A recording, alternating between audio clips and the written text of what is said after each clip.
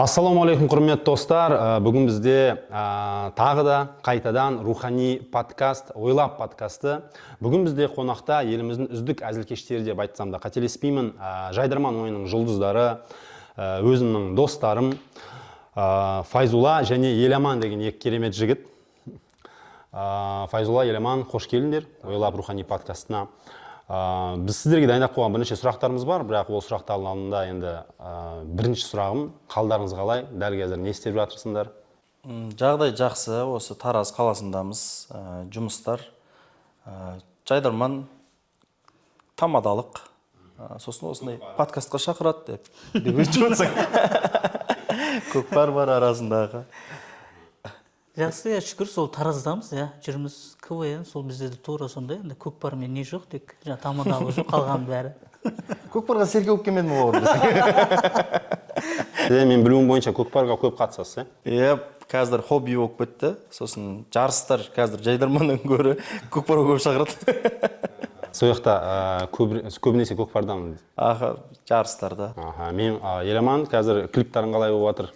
Жақсы, енді жайлап, бұрынғыдай емес, бірақ енді стабильный әйтеуір болады, примерно ше. Жұмыс болып тұр да, шүкір пока. Енді бірдеңелер ойлап табу керек енді жаңадан. Сол бойынша жұмыс жасап жатырмыз. Көреміз енді бұйыртқанын. Ондай болса, дайындап қойған сұрақтарымызға көше берейік. Бірінші сұрағымыз, әзілдің шекарасы неде? Әзілде шекара бар ма? Шекара бар болса, ол қай жерде? Не туралы әзілдеуге болады, не туралы әзілдеуге болмайды? Сол туралы кішігірім айтып жіберсеңдер. Әзілдің шекарасы болу керек, болған дұрыс. Кез келген нәрседе шекара бар ғой негізінде. Әзілдің шекарасы діннен шығып кететін әзілдер болады даже. Енді діни көзқараспен қараған кезде. Ең ауыр әзілдер сол деп білемін өз басым. Одан кейін біреудің көңілін түсіру, күлдірем деп бүлдіру. Одан кейін оны артынан кешірім сұрамау да шекараны білмеу деп саналады деп ойлаймын. Тура сондай деп ойлаймын енді мен. Жалпы енді әзілдің шекарасы бар, ол сол шекарасы енді біреудің жаңағындай ауыр дерті болуы мүмкін да, мысалы біреу бірдеңесін бір адамынан айырылған болуы мүмкін. Енді сондай көп қойған жағдайлар, сол бір адамның қатты бір өзіне бір жүрегіне қатты алатын нәрсесіне. Өзіңіздің өміріңізде сондай болды ма деп жүргізуші болып кетсең. Енді қатты біреуге ауыр тиетін жағдайды айтқан кезде ол сол шектен шығу деп ойлаймын да, ол енді ол кезде уже әзілдеу болмайды, ол кезде уже қорлау болып кетуі мүмкін да. Сол үшін абайлап, жалпы енді әзілдегенде де көп нәрседен шектен шықпай, енді біздерде енді әзілдеген кезде кезінде андай адамның жаңағыдай түріне байланысты әзілдедік та енді бұрындары. Қазірде анда-санда кетіп қалып жатыр, енді толықтығына байланысты енді мысалы, оның өзі енді көп жағдайда дұрыс емес қой енді. Кемшілікпен әзілдеуге негіз болмайды да енді ондай, бірақ енді көбіне кейде былай кетіп қалып жатады, бірақ сонда да енді сондай нәрселердің барлығы жалпы шектен шығу. Кейбір әзілдер болады, даже сол кемшілігіне айтсаң да, өзі сол адам күліп жіберсе негізінде. Жақсы да, күлмесе вот қиын әңгіме. Ондай талай болды ғой өмірде. Күлмей қалсаң, апасына деген сөз ғой енді. Сондай бір оқиғаларыңыз болды ма? Мысалы, сахнада тұрып, байқаусыздан біреуге бір нәрсе деп әзілдеп, соның көңіліне тиіп. Сахнада тұрып емес, неде тойда болған менде ше. Бір әпке көңілді болып шықты да, аяғының размеріне 45 бір адам дедім да, короче, LED экраны ше, бір адам деген ойым ғой, білесің ғой өзің. Соған бір әпке шығады, действительно аяғы дәу екен да ана кісі ше. Сөйтеді да, аяғыңыз қанша десем 44 дейді. Подарок алу үшін келіп тұр ғой енді. Болды, мен 44 екен, мынау батыр туатын әпкеміз ғой, ана мынау деді да. Күшті болып кетті да. Бір кезде тұрдық та, билемейтін бір адам дедік та, музыкасы ше. Сол кісі тура музыкасыз билеп шықты ғой, короче. Тура сол кісі. Аяғы 44. Сонымен шықты да, деп билеп тұрған жерінен. Мені, пожалуйста, аяғы 44, мені 99 деген ғой. Үлкен әпке ғой ше. Е-май, өзім ойладым, шеттен шығып кеткен шығарым дедім. Бәрі күлді, ана кісі де күл жіберді, короче. Енді музыкасы билеп тұр ғой, соны жынды деп келтіріп тұрмын да менде. Сонымен подарксын бердім да, ана барып отырды, сөйттім да, той жүргізіп аттым да, бір ортасында бір пауза барған кезде барым да, әпке ренжіп қалған жоқсыз ба? Жоқ, мен ананың әпкесімін ғой, мынандай тамадан білем ғой сендердің әзілдерін деді. Уф дегенсің ғой нерче. Бір жарты сағаттай бір түрлі болып жүрмін өзімше. Бекер айттым ба деп. Сөйтсем нормально айтыппын десең. Көңілінен шықса болды. Сенде болып па еді ондай, Еламан? Менде енді жайдарманда болды. біз ана бір Қарағандыда барып бір жұлдызды қонақ ретінде ойнайтын болдық та. Яғни бізде андай көрініс болды жаңағыдай су астындағы құдалық деген болды да, жаңағыдай балықтар сияқты. Мен тамада болдым, жаңағыдай сазани деген. Енді сондай балыққа қатысты әңгімелер кетіп жатыр, короче, енді. Той судың астындағы той ғой, короче, енді. Сөйтіп бір толық бір кісі шығатын болып шыққан екен да, енді ояқта. Мен білмеймін, короче, жаңа команда бір толық бір кісіні енді бір құда ма, бірден құдағи ма сияқты қылып әкелген, короче, бір кісіні. Мен енді ол кісі шығатынын білген жоқпын негізінде, сол кісі ойнайтын. Сөйтіп ойнап жатыр едік, бір кезде сол кісі тілек айтатын болды, короче. Судың астында тілек айтып жатыр еді. Мә, саған құдағи китке ұқсайды екен дедім да, жаңағыдай. Әйел адам ба? Әйел адам ғой енді, китке ұқсайды екен. Енді судың астындағы болған ең жалпы балықтармен атап жатырық та бәрін. Мына құдағи китке ұқсайды екен. Сияқты құдағи бізде де бар дедім да, енді су астында деп. Енді ол кісі енді күлді, бірақ енді қатты өзім көңіліме не қылып қалды да, тиіп қалды. Себебі уже енді толықтығына прикол ұстау ғой енді. Кешірім сұрадың ба? Иә, кейін енді айып етпеңіз деген сияқты не қылдым. Сонымен сол жері қатты сәл өзіме кішкене не болып қалды. Шапалақпен тартып жеп болмас сосын. Өзім білемін оны десе. Иә, жалпы клиптарын мысалы сен түсіресің ғой, Инстаграм желісінде, TikTokта көріп жатырмын. Сол жерде өзіне көп редактура жасайсың ба? Жалпы. Иә. Себебі сенің клиптарың ол жерде ешқандай хейтті ғана жаман әңгімелер жоқ, бірақ былай қарасаң, мүмкін біреудің көңіліне тиіп кетуі мүмкін ба вообще, ол или мүмкін емес? Енді мүмкін ғой, енді білмейміз ғой, енді адамның андай енді ойламаған жерден де әшейін өзің ойламайтын нәрселердің көбісі андай көңілге тиіп кетеді. Енді адамдар жалпы түсіне алмайсың ғой, енді көңіліне тисе де тимесе де әйтеуір біреуге бірдеңе ұнамай қалады. Әйтеуір адам енді көрермендер астына бір кемшілігін табады ғой. Хейт жазып. Иә, әйтеуір табады да, ол сен қандай кемшілікші жасадым деп ойлағанның күннің өзінде. Кім мынауды ішіне кірсең, бірақ дым несі жоқ па? Суреті подписчигі де жоқ. Әйтеуір табады ғой кемшілік. Сол үшін енді білмеймін. Чисто сондай жазумен айналысатын адамдар ғой. Негатив жазатын саған. Әйтпесе Еламандікі четкий ғой негізінде, видеоларда қанша қаралым, иә. Мен ойлаймын да, просто Еламан, мысалы сен келіндер туралы, мамалар туралы бір келіні звондап тұрмайтын шығар, Еламан не үшін мен? Ондай жоқ. Онда келесі сұраққа көшейік. Мынандай да көп деген сұрақтар бар. Именно осы бізге әзілкештерге, жайдарманшыларға көп қойылатын сұрақтардың бірі. Адамды күлдіру оңай ма, әлде адамды ойландыру оңай ма сахнада? Жақсы сұрақ деп басасың. Негізінде Қалдыңыз балыңыз. күлдіру оңайрақ. Қазір жынды болсаң, ақымақ болсаң күле береді ғой халық. Бір нәрсені дұрыс істемесең, ұятсыз нәрсе істесең, халықты күлдіру оңай, ойландыру қиын ғой. Қазір бір ойландыратын нәрсе айтсаң, не қаралым да жинамайды ол. Иә. Сосын өтпейді ғой былай қарап отырсаң. Өткен адамдар күшті ойланып қалдым деп жазбайды ғой көбісі. Мынау неғып отыр, болмаса негатив жазып кетеді ғой әйтеуір. Бір нормаль нәрсе айтайын десең, жазайын десең, болмаса істейін десең, көп адамға ұнамайды ол нәрсе. Ал өзін қуып, бірдеңе істеп, айқайлап қуып кетсең, елдің бәріне танымал көп боласың. Кім көбірек ақымақтау болады, сол танымал болатын заман болып кетті ғой қазір негізінде. Сондай жаңағыдай әшейін күлдіретін әзілдердің өмірі енді көбіне қысқа ғой. Енді ұмытылып кетеді да андай тез. Андай жаңағыдай бір мән мағынасы бар бірдеңе айтсаң, онымен енді ертең біреуді тәрбиелеуге болады мысалы да. Сол жерден отқан жерден мысалы біреу көрген жерден немесе естіген жерден біреу кәдімгідей ойланып қалатса, андай үлкен әңгіме ғой негізінде адамды бір әзілмен бірдеңеге тәрбиелеу деген үшін. Енді жалпы негізінде күлдіру де қиындап кетті ғой қазір. Негізі ше бір әзіл жазудың өзі қазір спонтанный құлау сондай көп. Сондай нәрселер көп та, бірдеңе айтып, бір боқтап күлдірмесең мысалы елдерді. Ал кәдімгідей күлдіру ол қиын. Соның ішінде жаңағыдай бір ойландыру, күлдіру ол енді ол жұрсқы қиын. Былайша айтқанда қазір астарлы әзілмен күлдіру қиын дейсіздер, иә? Иә, ол да бар. Шындықты айту ұнамайды мысалы. Иә. Күлкі болу оңай ғой қазір. Біреуге күлкі болу. Өзің кемшілігіңе, неге, ошым. Халықтың бәрі соны аңдып отыра ма, әйтеуір. Жайдарманда да сондай әзілдер жақсы бағаланады ғой негізі. Андай астары бар, бірдеңесі бар, мысалы көп командалар ойнап жүр ғой сондай әзілдер. Жақсы бағаланады. Алдында Арман бір подкаст шығарып жүрді ғой тоже, нормальный подкаст ше. Сол кезде де мысалы бізді папа екеуміз шақыртты. И біз нормаль әңгімелер айттық та, өмірлік, үй туралы айттық жақындағы. Сосын тағы неше түрлі ситуациялар, нелер туралы айтып, душевный бір күшті подкаст болады и қаралым жоқ та. Андай халтура, ана мынау сондай ШБД деген сияқты нәрселерге қаралым кетіп қалады да, мысалы ше. Халықтың қайсысы қабылдайды, қайсысы қабылдамайтын білініп тұрады да, подкасттарда да сондай ғой. Сосын эфирға бір есуастарды шақырсаң қызық қой елге. Мына кеңкелес не дейді екен деген сияқты. Просто андай ақыл айтсаң жақпайсың ғой қазір елге да. Ол ақылдандай. Ой, мынау данышпан болып деген. Ненің қасына тығып жіберу керек те жаңағындай бір халтураны нәрсенің қасына тығып айтып жібермесең арасында ше, так кәдімгідей отырғызып бағалайтын ешкім тыңдамайды ғой негізі. Қиын. Мынандай сұрақ. Қазіргі таңда әлеуметтік желіде көптеген әзілкештер бар, иә. Сахнадан бөлек, былай да жаңа өздеріңіз айтып отқандай, фрик дейді ғой. Фриктар көп болып кетті. Солардың қазір әлеуметтік желіде салынып жатқан әзілдерге көңілдеріңіз тола ма?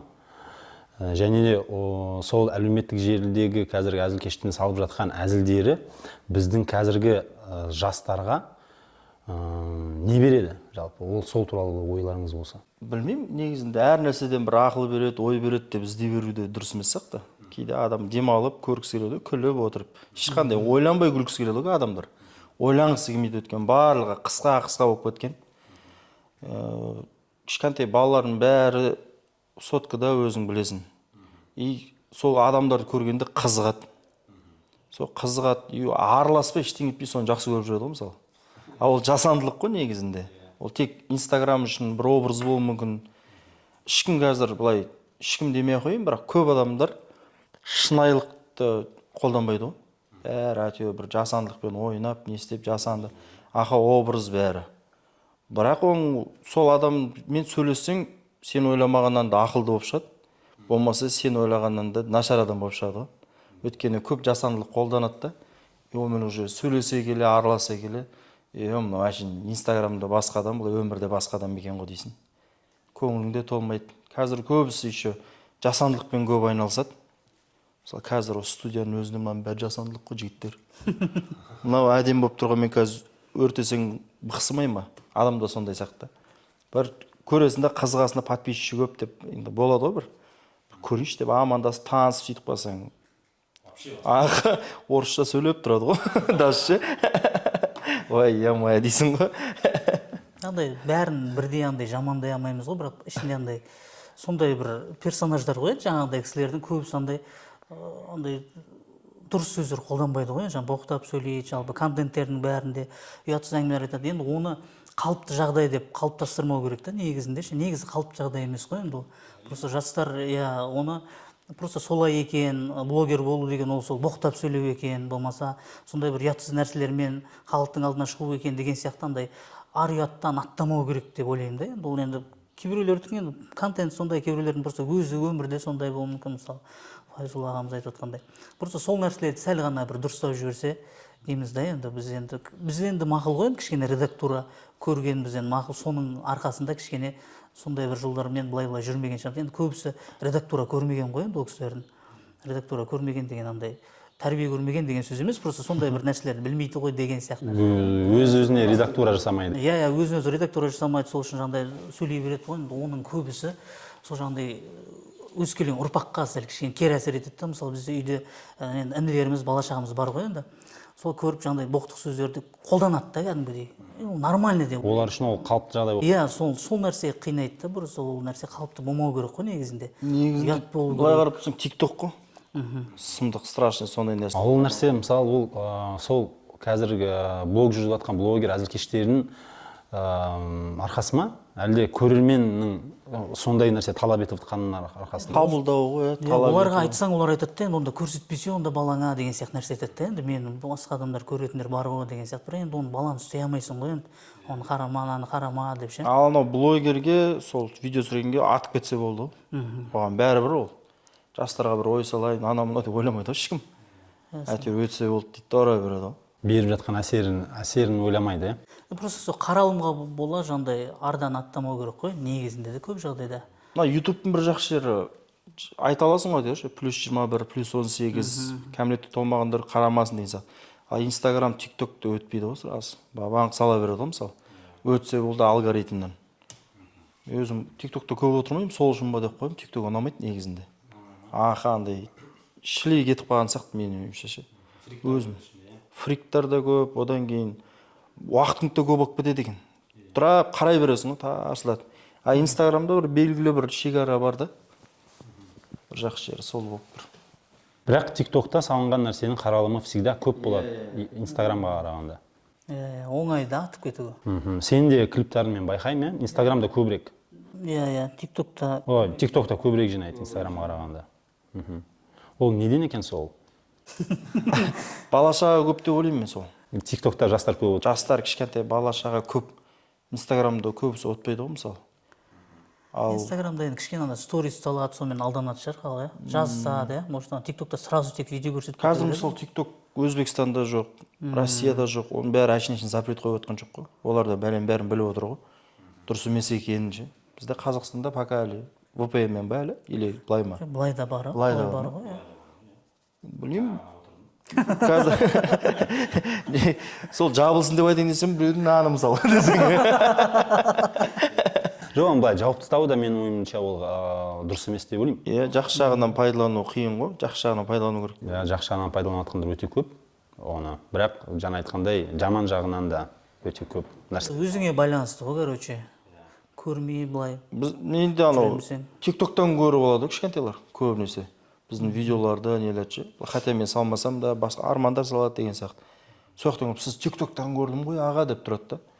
А мен TikTokта вообще отырмаймын ғой, негізінде былай қарап тұрасың да. Тойдың бір отрезоктарын салмайсың ба TikTok? Жоқ, мүлде салмаймын. Инстаграмға салам, бірақ TikTokқа салмаймын.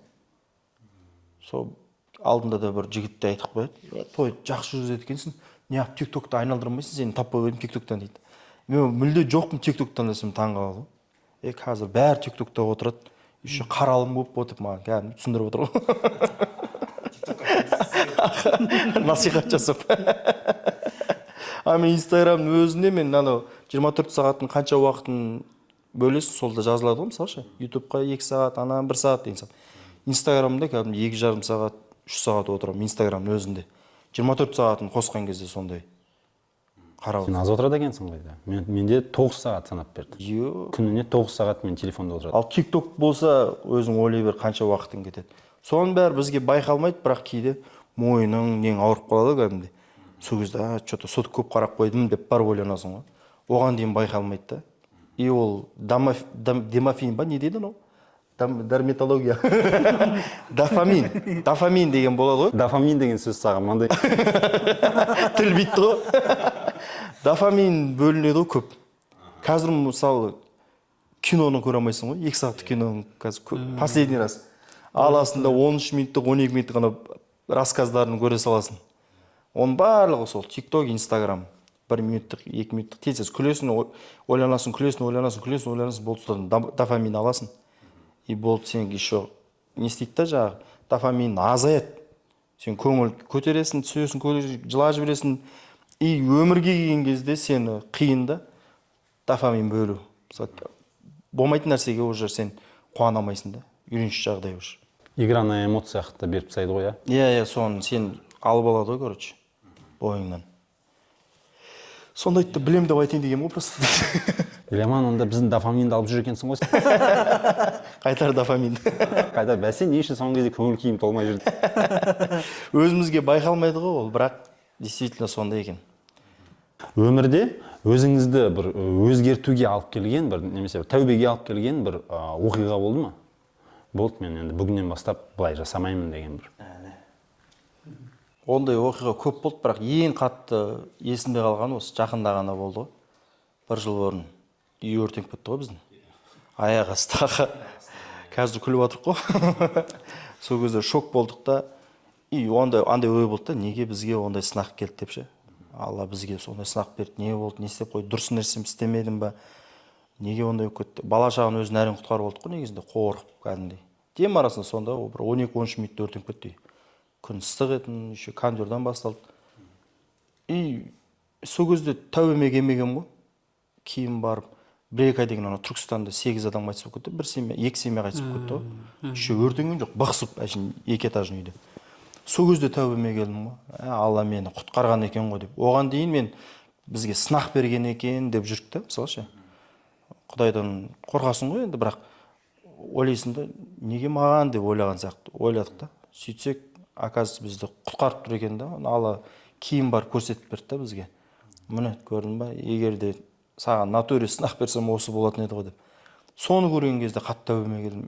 Алла, әр нәрсенің бір қайыры бар екен. Оның үстіне осы кейін достарымыздың көмегімен, ағайынның көмегімен жаңа үй аламыз. Жаңа үйден көршіміз тұрады да, сіздің ағаңыз үйленбеген екен ғой дейді ғой. 40-қа келген ағам бар мен. Сөйтеміз да солармен құда болып кетеміз ғой. Оларда қыз бар екен да. Осы жақында той болады. Соны айтып отырмын ғой, мә үйдің өртенгені жақсы болып тұр. Кейін оған дейін оны білмейсің да. Сен не үшін маған деп жүресің ғой негізінде. Оказывается, оның жақсы жағы сәл сабыр сақтасаң келеді екен да. Бір үйді өртеп, ағамды үйлендіріп. Ол да бар. Осы жақында некеге тұрып, семейный өмір бастап, енді той. Сенде елеман болып? Менде ондай кәдімгідей прям Фәкеңдікіндей оқиға болған жоқ енді. Фәкеңдікіндей деген қыз естіледі екен. Енді ондай оқиға болған жоқ, бірақ енді Болсын деп те айта алмайсың да. Сондай оқиғада болған, подкасттарда жақсы айтып беретін ше, ондай ештеңе жоқ. Бірақ енді сынақты да енді көтере алатын адамның басына береді ғой жалпы. Бірақ енді мынау өтіп жатқан андай уақыт, жаңағыдай өмірдің өтіп жатқанының өзі андай үлкен негізі жаймен былай ойланатын адамға тәубе келтіреді да негізі. Әке-шешенің қартаюы, мысалы, үйлену, бала-шағаның пайда болу деген сияқты. Жалпы уақыттың өзі андай өзі жаймен түсіндіреді ғой, короче, түсінеді деген адамға ше, иә. Мен мысалы үйлендім, бала-шағам енді жақында осы балам туылды, ұлды болдым да. Уже андай бола бастады ғой, короче.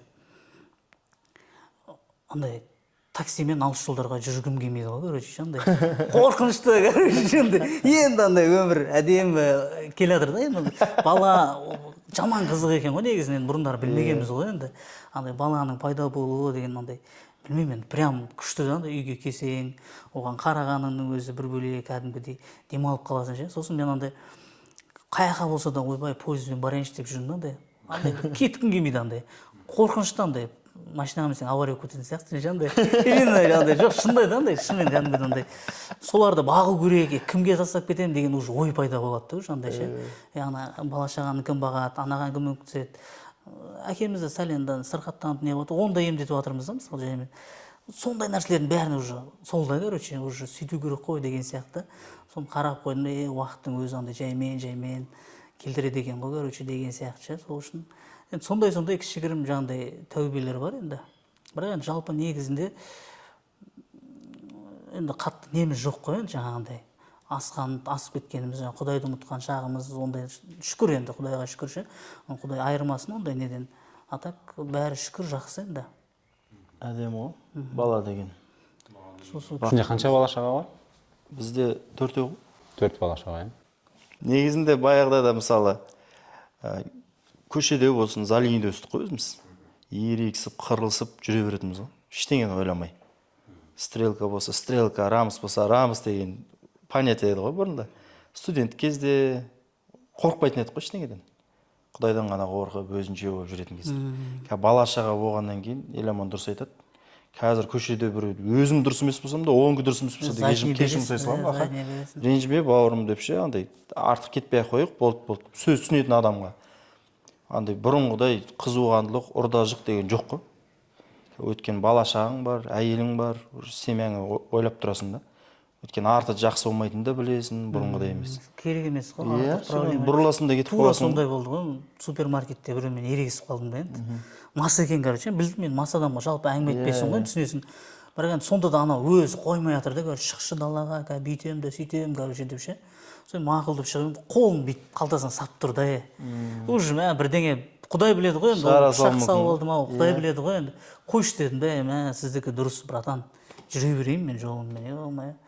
Чорт болсаң, чортып көп көт, мысалы біреулер айтуы мүмкін да, чортсың ба, не задний бердің. Зато аман есен бала-шағаның қасында да, мысалы. Құдай біледі ғой. Онымен құр ерегіскеннен, мысалы, өліп кетсең, ауруханаға түссең, тым пайдасы жоқ та, иә. Ол кемшілік емес, артықшылық деп білемін мен. Өз басым.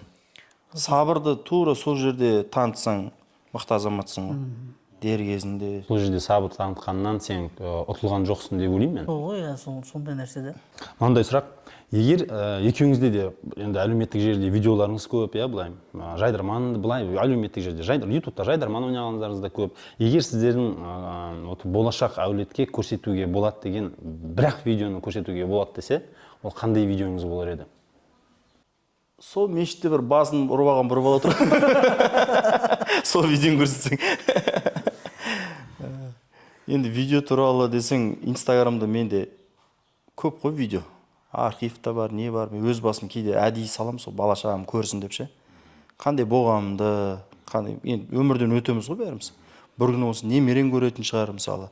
Или бір адамдар көріп тәубе келетін шығар. Сондықтан көбінесе енді қатты халтура салмауға тырысам. Білмеймін не үшін екенін өзім. Маған ешкім айтқан да емес. Өзім мынау салғаннан кейін ұят бола ма, ұят болмай ма деп ойлаймын да. Мен енді архивтарымды көріп, кейде адамдар дайректіме жазады. Базар жоқ, бүкіл видеоң 3300 бірдеңе публикация ғой менде. Бәрін ерінбей көріп оқып шыққан ғой. Мен астына көп жазатын мен. Білмеймін, бір ішінде кітап жазғым келе ма, әйтеуір бір өз ойымды отырам да. Ешкім оқыса да оқымаса да печат ете отыра беремін. Кейде таңғалады балалар. Нең бар, қанша уақытты алып құрдан құр деген. Түсінетіндер түсінеді. Оны жазады маған, базар жоқ, сен публикацияларынан, видеоларынан көріп, сен красавчик екенсің деп жазып жібереді. Ерінбей ше сонша. Бәрін көріп шығады. Мен ойлаймын, соны ішінен таңдайтын болсақ, көбінесе мен ана туралы жазамын ғой. Мамамыздың кезінде 2011-де айырылып қалдық та.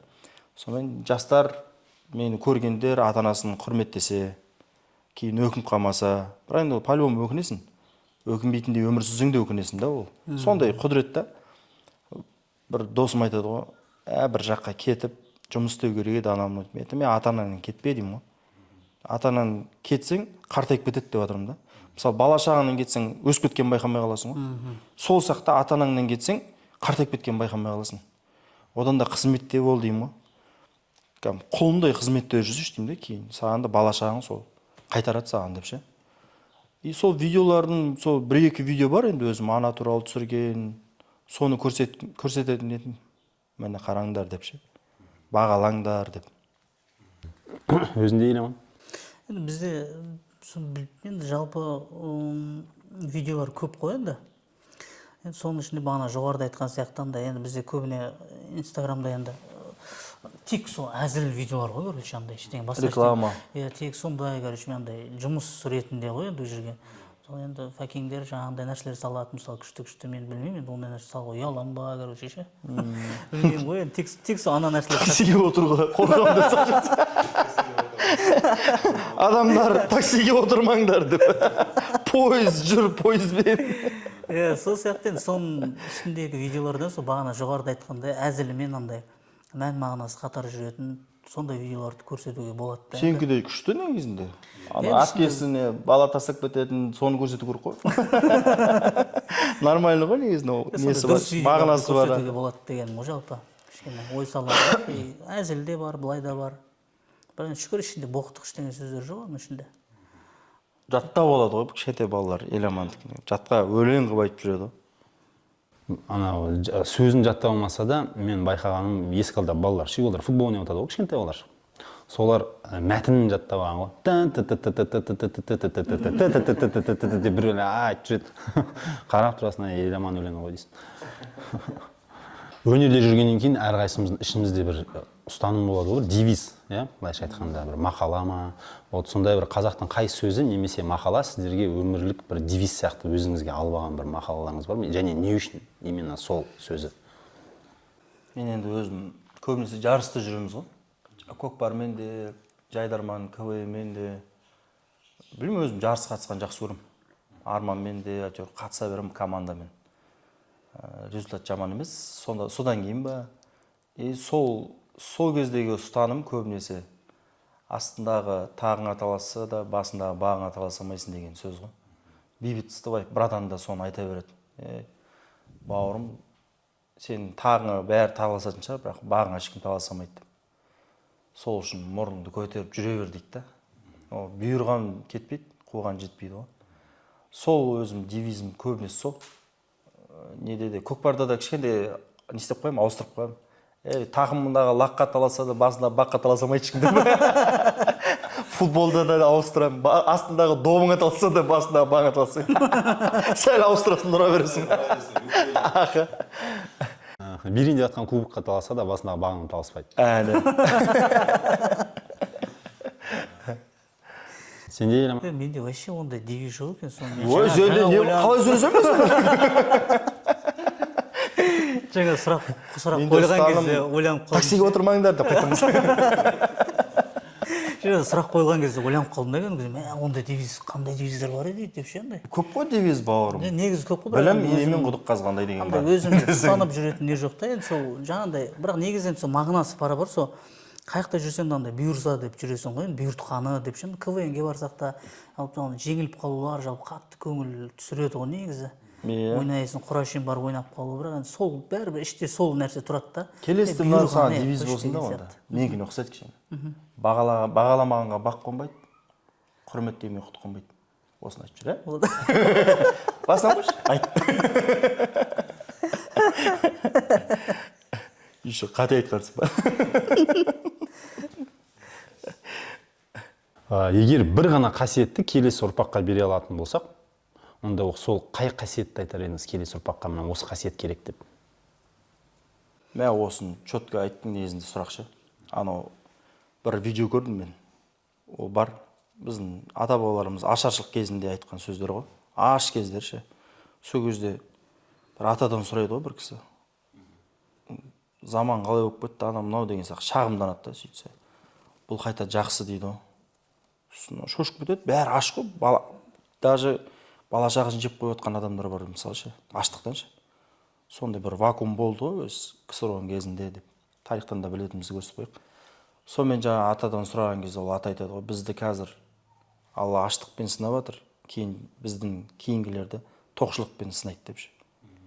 Сол кезде бұл қалай ол деген кезде аштықпен сыналған кезде адам Алланы көп ойлайды деген да. Ал тоқшылықпен сынаған кезде Алланы ұмытады. Өйткені бәрі четкий, бәрі нормально. Осылай болу керек деп ойлайды да бәрі.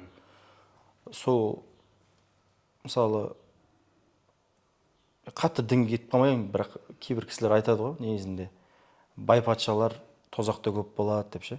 Өйткені сұралатын нәрселері көп деген сияқты. Олар тоқ болды, бөліспеді деген сияқты. Біз енді ұстаз болмағаннан қатты конкретно білмейміз ғой.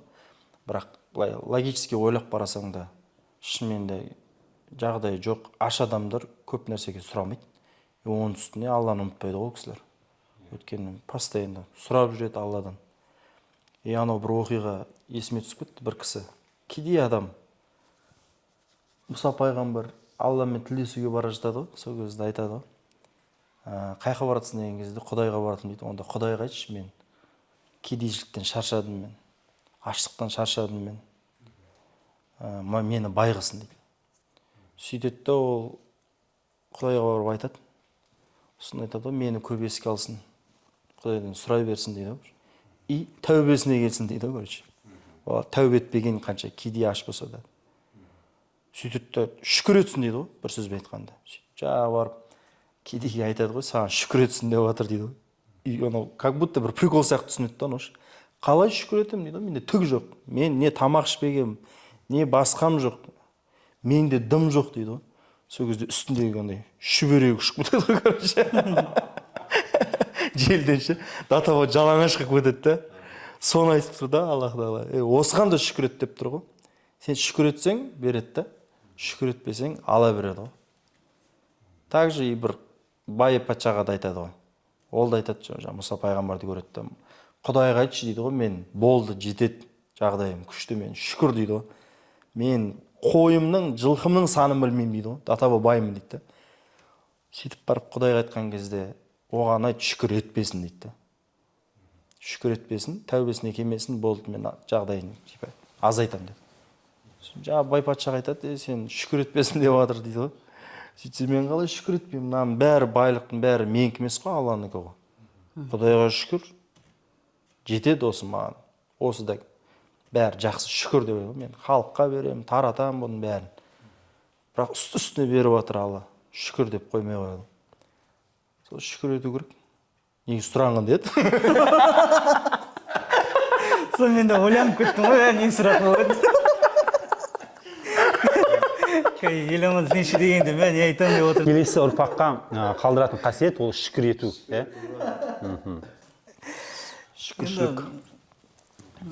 Әділдік деген қасиетті да айтып кету керек сияқты қазір енді жастарға да ше жалпы. Аманатқа қосты ғой ше. Жалпы енді әділ болу дегенде енді үлкен адам, көп адамның қолынан келе бермейтін нәрсе ғой негізі. Бір нәрсені бағалау, біреудің еңбегін бағалау, ана Қанат Мырзахан деген айтыскер ақынның бір несі бар, өлең шумағы бар да, короче.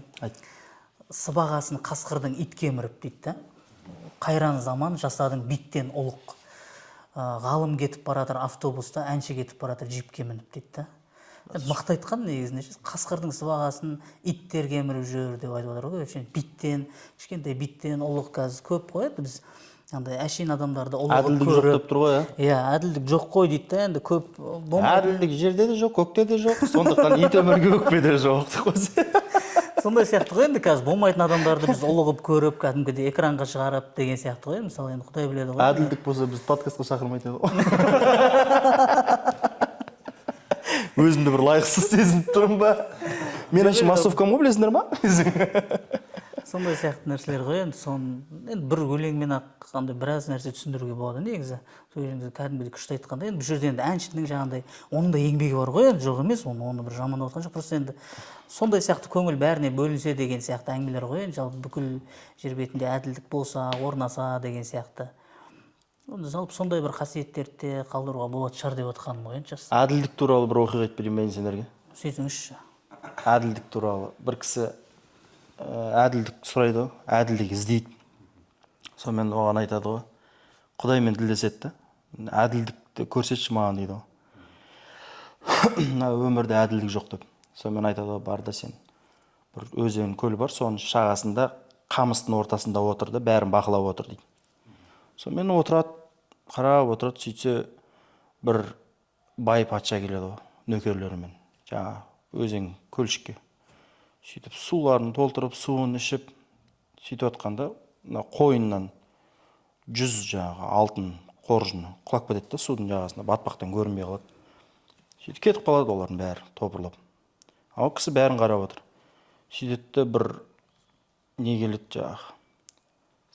Кедей бала келеді, малшы. Бір байдың малын бағатын. Су ішіп батқан кезде жаңағы батпақтың үстінен жаңағы қоржынды тауып алады да. Қуанып кетеді да жаңағы. Құшақтап үйіне қарай жүгіріп кетеді ғой. Ешкімге айтпай, о деп қуанып. Сөйтіп үшінші сояққа бір соқыр келеді ғой. Екі көз жоқ. Жаңағы аса таяғымен әрең дегенде келеді. Су ішіп отқан кезде бағанағы бай келеді да. Ей дейді ғой. Қайыршы, мен алтынымды сен алдың дейді. Мен ештеңе көрген жоқпын, мен қазір мен дәлел ретінде көзін шешеді, көзімде жоқ мен дейді.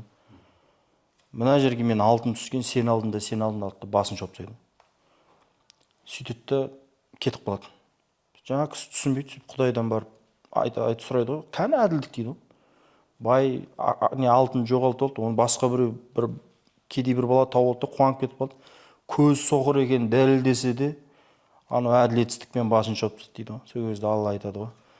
Анау бай кезінде мына баладан дейді да, соны алған дейді да, әкесінен алған дейді. Алтынды ше, кезінде ұрлап алған дейді. Соның алтынын мен қайтардым баласына дейді. Ал анау соқыр осы баланы әкесін өлтірген адам дейді, короче. Қалай әділдік? Алланың әділдігі қарсы шығамайсың ғой. Сөйтіп ол анау өмірінен алған, енді бай енді типа сотталады дегендей қылып келтіріп тұр ғой. Ұрлығы үшін. Бәрі өз орнымен деп тұр да. Негізінде Құдайдан әділдік сұрағанда да қорқу керек қой, негізінде Құдайдан мейірімділік сұрау керек көбінесе. Мен айтарымша. Мейірімдірек, кешірімділік сұрау керек. Әділдік сұрасаң кейін өзің өліп қаласың.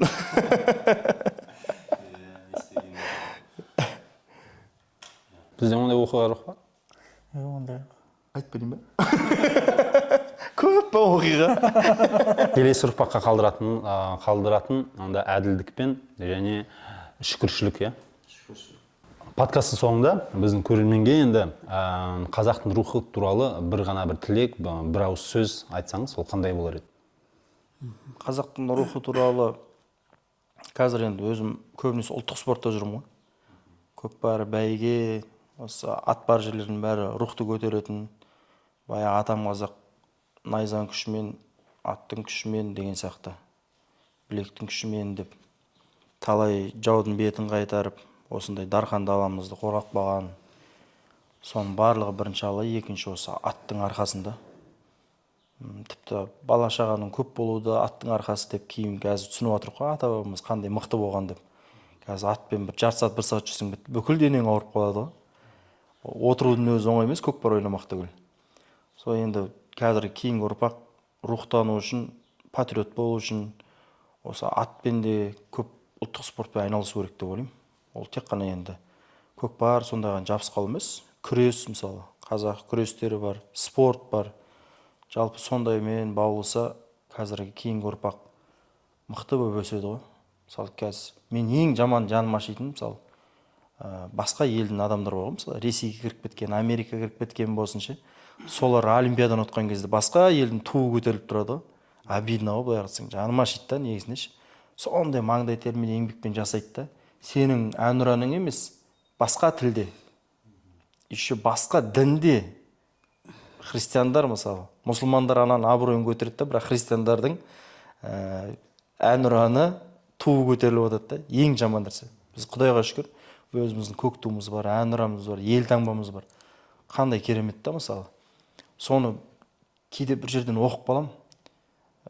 Соғыс туралы ғой, Украинада болып отыр ғой мысалы. Сол жаққа Чечен, Дагестан, Ингушия сондайлықтар барып жатыр, соларға жазып жатыр украиндықтар. Оқып қалам ғой. Сендер даже соғыста жүрсіңдер дейді да. Басқа елдің туын астында, басқа елдің мүддесі үшін дейді да.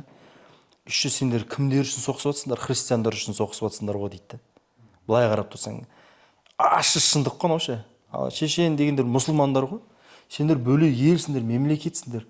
Елдеріңде, діндеріңде басқа деп ана көрсетіп отыр да. Алар мойындағысы келмейді да, по-любому астында ғой, енді Ресейдің астында деген сияқты. Біз соның астынан Құдайға деп шықтық қой, Аллаға шүкір.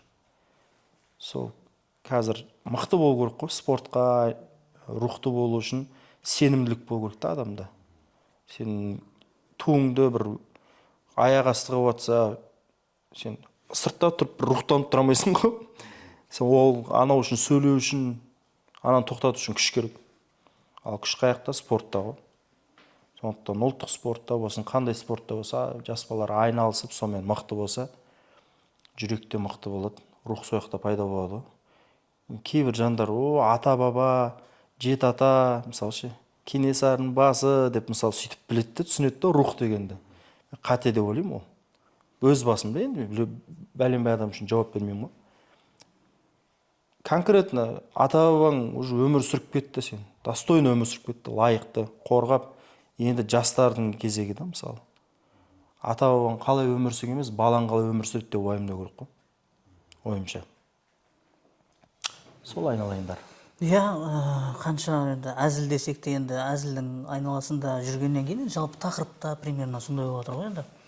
Қанша әзіл десек те, күлсек те, күлдірсек те жалпы осы рухымызды ұмытпайық та, қазақы рухымызды. Қанша әзілдесек те әдеті ғұрпымыздың үстінен күлмейік.